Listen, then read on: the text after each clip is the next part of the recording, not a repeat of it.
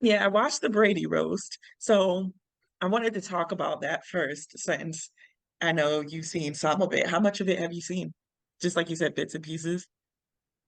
I saw like the first hour and a half, and then I saw bits and pieces of a couple of the other performers. Um, yeah, I seen enough, but yeah. Yeah, you're not missing much. I mean, it's the typical roast, like black jokes. Nikki Glazer is a slut and all she does is suck dick, and like we all want to suck Tom Brady's dick. That's pretty much the long and short of it. There Yeah, was something interesting that happened though. um, yeah, I'll let you go ahead. Continue. Tell me what was interesting. So there were a lot of jokes about Giselle, and you could see Tom Brady like actually about to cry, like actually showing human emotion for a couple seconds. And it was, yeah, it seemed like not fun to watch. I don't know. I'm not like a big fan of roast, but I don't know. If Tom Brady is your hero, why'd you want to see him like picked apart about like his personal life in that way? I don't think that's fun.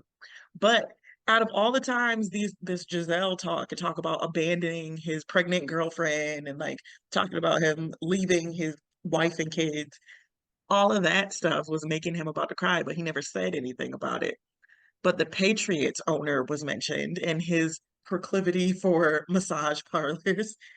And Tom Brady actually gets up on stage and whispers to Jeff Ross, "Don't ever say that shit again." Like in a very stern tone, like he's about to beat this Mm, man's ass. So I thought that uh, was interesting that that was the line for him, not his kids, not his wife, but the so owner of the uh, Patriots. I'm gonna do something that I very rarely do here, and that's I am going to strongly disagree with you on that because that was a bit. There was no way that wasn't a joke. He said that on camera. He like everyone keeps reporting about how Tom Brady was upset about this Robert Kraft joke, but he goes up on camera and says, "Don't ever say that again," like into the microphone. I think he was joking around, but that's not E- that important. eh, But I think it was like because Robert Kraft was there laughing, you know. Even if it was a joke, it's still something that he chose. Even if it's That's the a bit moment is when he still a chose to choice. do the Yeah, performative thing. Yeah, exactly. Yeah, that's who he chose to performatively defend. Whether it's performative yeah, or not not, your so. point still, yeah, your point is still Yeah, on it point. still Right, right. stands. Yeah, exactly. Yeah, yeah, yeah. So not really disagreeing with you, but you get because that's something that's been bothering me all week is people keep talking about this like it was this big like he said like it was proof that Jeff Ross said, like actually pushed the boundaries and said something like tough. But even Jeff Ross, I saw him go on like Jimmy Kimmel or one of those shows, and he said the same thing I said. No, he's joking around. But uh, so I've said his name twice now or three times now already. Jeff Ross is, I think. So yeah, I have a lot to say about. I'm going to try to keep it all brief, but I would say my thoughts on like what you've said so far is that um like yeah, it was a typical roast in terms that there was like several, racist jokes and the normal gay jokes and the AIDS jokes and the women jokes. And Hmm. all that is like I'm not saying it's fine, but it was like that part of it wasn't even my main complaint because I know that like it's a roast. Like this is Yeah, what like I said, it's typical. It's the the standard for a typical roast. stuff. However, I have so like this was not the typical roast to me. So I'll say that when I was younger, I used to be obsessed with the comedy roasts, right? I used to watch every Mm. single one. It was like the highlight of my year every year. There was a very brief period of time when Jeff Ross was my favorite comic. And that period was Mm. only right after Greg Giraldo died because Greg Giraldo was my favorite comic. I went to two of the roasts Mm. in person. I was at the Larry the Cable Guy roast, and I was at the David Oh, nice. Hasselhoff roast in person. Oh, I love the Um, Hasselhoff roast. yeah, they're great. And then I've also done the roast battle at the Comedy Store a couple times with both Jeff Ross and Tony Hinchcliffe, who are on the roast there. So I'm adjacent to this roast world, and um, this to me, they're calling it the greatest roast of all time. This to me is the lowest point, the worst roast in the history of the series of these big roasts. And one of the main reasons why is because of Jeff Ross. And um, Really. so my thing is, so Jeff Ross is like the main, the roast master general and all that. Mhm. But the thing is Jeff Ross has been accused several times of grooming underage girls, 15-year-old girls. It's been reported in Vulture over and over again.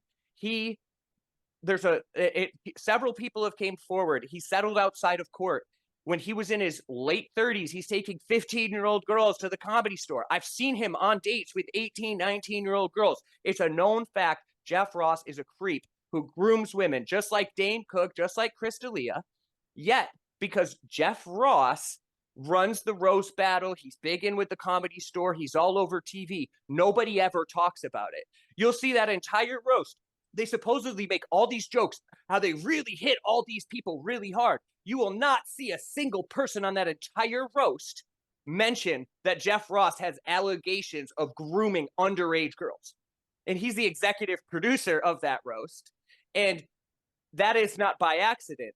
Like, they started the roast battle at the Comedy Store several years ago without Jeff Ross. And Jeff Ross stepped in and says, you guys can't do roast battle. There can't be roast battle without me in it. Jeff Ross inserted himself into roast battle and makes it so that he is attached to everything that's roast related. Like, you can't do anything on TV and comedy without Jeff Ross being there. He's made himself synonymous with roasting.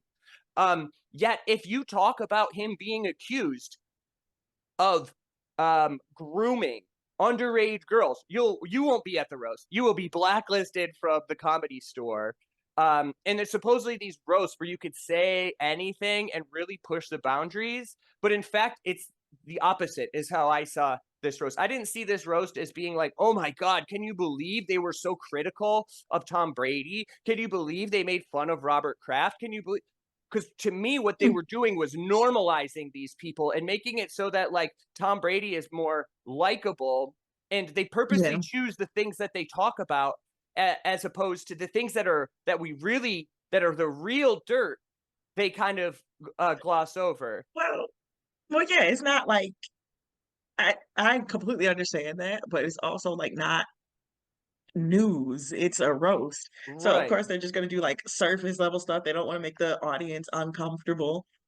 The people who are there are fans of Tom Brady. But I agree. I feel like there's things that they could have like dug deeper in. Like even no one mentioned Kevin Hart cheating on his wife or anything. They just Kevin talked Hart about is him being short. black. Did you So know it's like, that Kevin Hart is short? Oh my yeah, God. it's like Kevin Hart short, Gronk can't read. That was like pretty much everyone's set. Yeah. And it's like that kind of stuff happens at the roast all the So it's like time. even if you're not going to be critical, even if you're not going to be critical, you should be more creative, I think. Yeah, And like absolutely. I have to mention how horrendous Bert Kreischer Horrible. and Horrible. Go ahead. yeah, Bert Kreischer and why am I blanking on his name right Tom now? Sorry, Segura. Tom Segura. They were awful. Like Julian Edelman, like was way Terrible. funnier than them.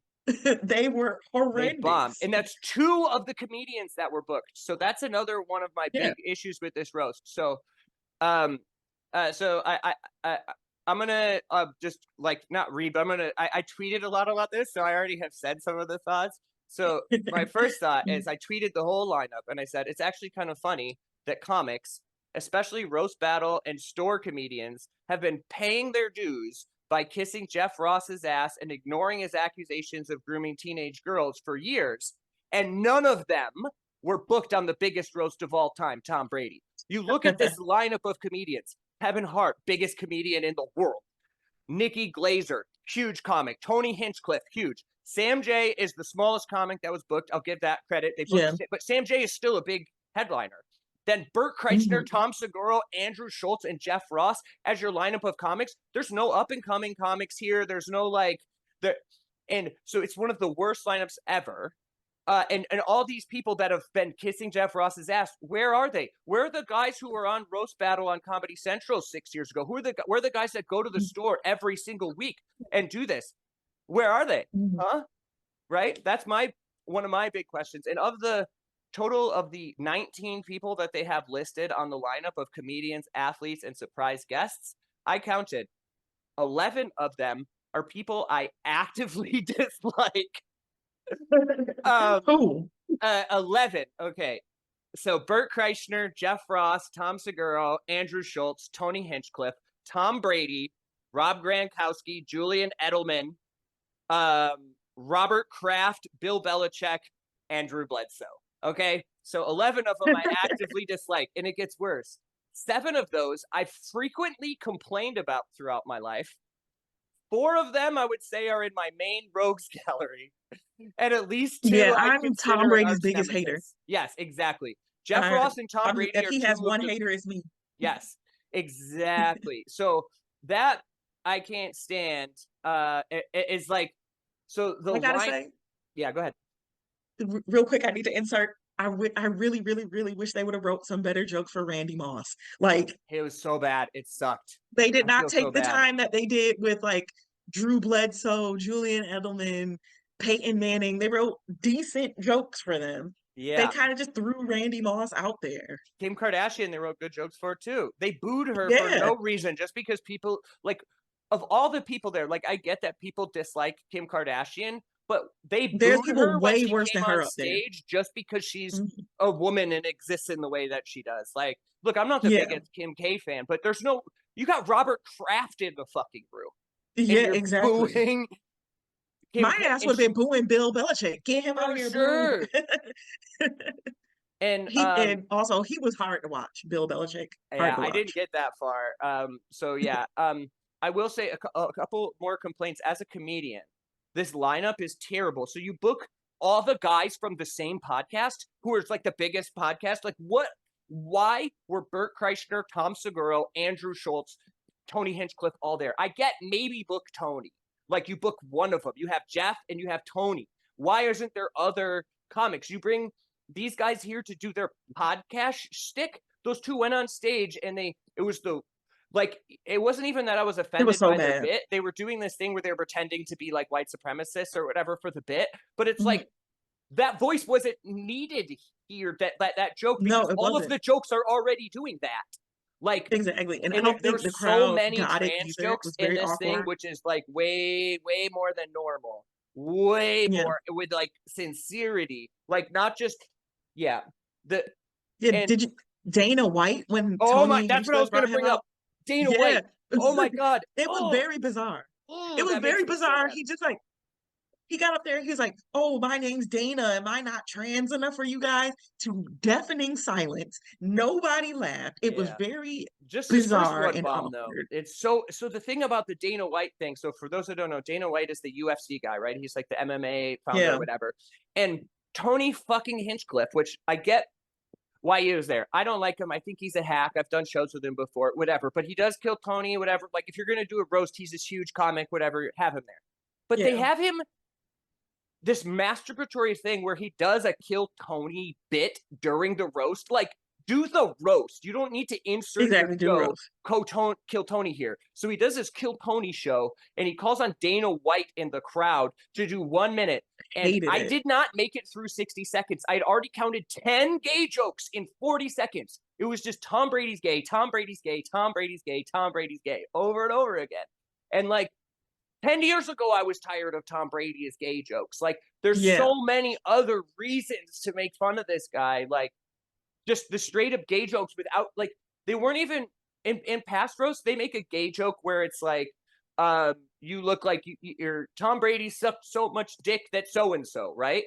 At this roast, Exactly. They're the literally just like, punchline "Oh, was he's gay." but the punchline at this one was just he's gay. Yeah, exactly. They didn't even write gay jokes. They just like were using gay as a pejorative, which is just the laziest shit ever.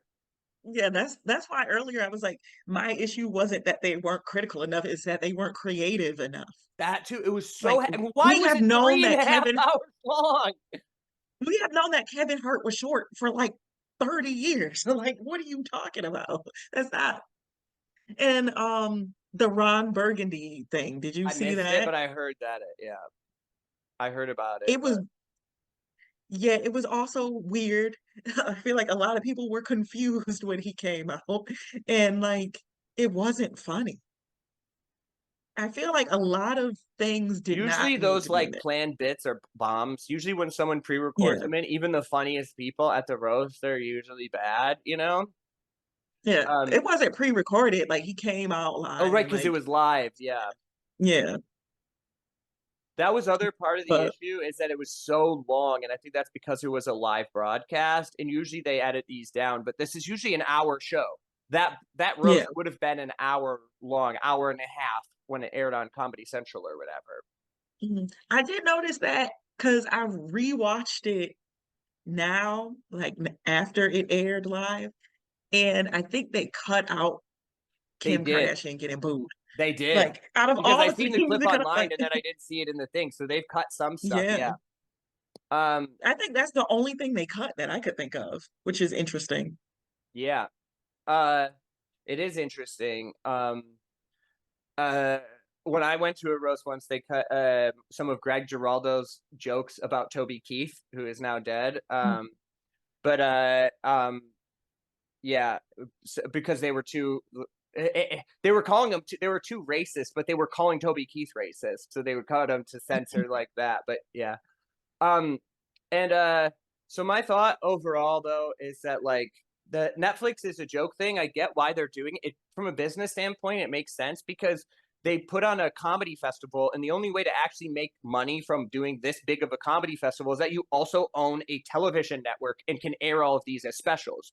The one that is interesting to me is all week they've been doing John Mulaney, like they gave him like a talk show, and Oh, like okay. they're only on Netflix showed it for a week. So if you I missed one see. night's episode, you might be able to watch it the next day, but after that, it's not on there.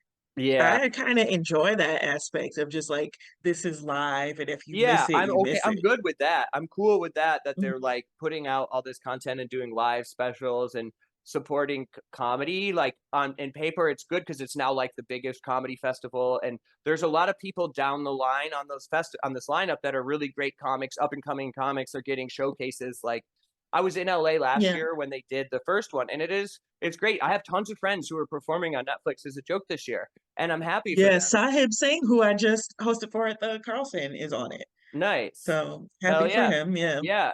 But the thing is part of what they did, or that they did this last year with Netflix as a joke, and it was there was some protest for it. But so you book all these up and coming queer POC different comics, but then your headliners are Jeff Ross and Jerry Seinfeld, Yeah. and last year was Dave Chappelle. So it was Uh-huh. last year. It was basically a way to get all of these people like, oh, are you still gonna? You can't like everyone criticize everything Dave Chappelle does, but then they're like, oh, well, here you're on the festival too. Are you still gonna talk shit about it? We gave you this little queer show over here. So, Yeah. but uh, but my main issue last year is my same main issue with the festival this year is that Jeff Ross is the main headliner and he's like front and center on the thing, and he's a fucking creep. He's an asshole in person. I can't stand him as a human. All of my interactions with him in person have been bad. He's not a cool guy, and he's a creep to young women, and he's a predator and a threat to anyone that's around him. And they keep centering him in all this stuff. But I digress. You were right. I had some No, things I to say about this topic. yeah, I figured you would. I figured you'd have some strong opinions, Mm. but you're not wrong. I am exhausted from that conversation. And we should probably move on. I have more and more and more I could continue to say about all of that.